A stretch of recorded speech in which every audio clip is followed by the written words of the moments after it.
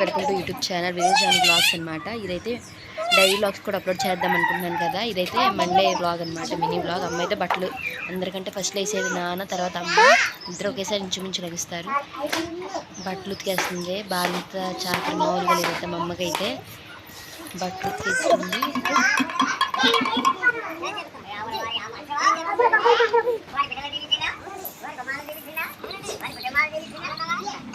ఇంతలో గంగిరెద్దు వాళ్ళు వచ్చారు.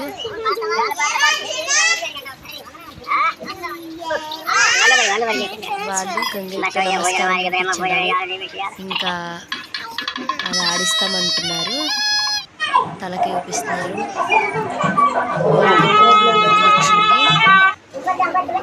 గంగిరెద్దు వాళ్ళు వస్తే దసరా అప్పుడైతే అక్క పేరు మా తాత పేరు చెప్పి పాట పాడతారు. వాళ్ళు డబ్బులు ఇస్తే నమస్కారం పెట్టిస్తారు.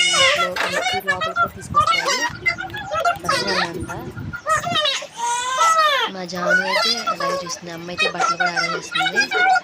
సారీ, ఆరేస్తుంది అనకూడదంట, ఎండ వేయాలి. మా ఊరు పొద్దున్న ఇడ్లీ పెట్టింది ఖచ్చితంగా. వాడు టిఫిన్ పెట్టిన తర్వాతే ఏ పనైనా స్టార్ట్ చేసేది నిజం చెప్పాలంటే. ఇంతలో అక్క చట్నీకి అమ్మ వేపమని చెప్పింది అనమాట. నూనె వేసింది, పచ్చిమిరకాయలు ఇంకా శనగపల్లి వేసేసింది. చట్నీకి అయితే ప్రిపేర్ చేస్తుంది అక్క.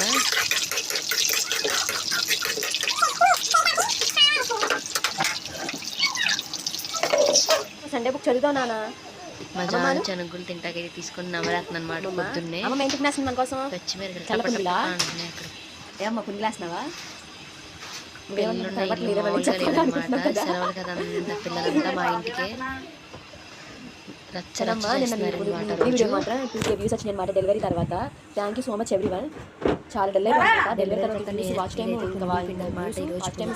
తగ్గలేదు, కానీ అప్లోడ్ ఎక్కడ తగ్గకుండా అప్లోడ్ చేస్తూనే ఉన్నాను.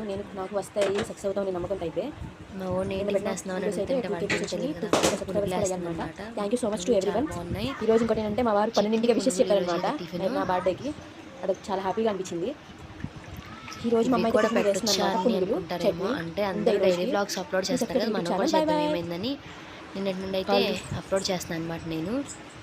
కానీ నా ఫోన్ చాలా వరకు హ్యాంగ్ అయిపోతుంది. ఎప్పుడు తీసుకుంటానో మా వారి ఫోను. ఇంకోటి ఏంటంటే మా వారు ఈరోజు నా బర్త్డే కదా, 12ంటికి విషెస్ చెప్పారన్నమాట. అది మాత్రం చాలా హ్యాపీ అనిపించింది అంటున్నాం అమ్మతో.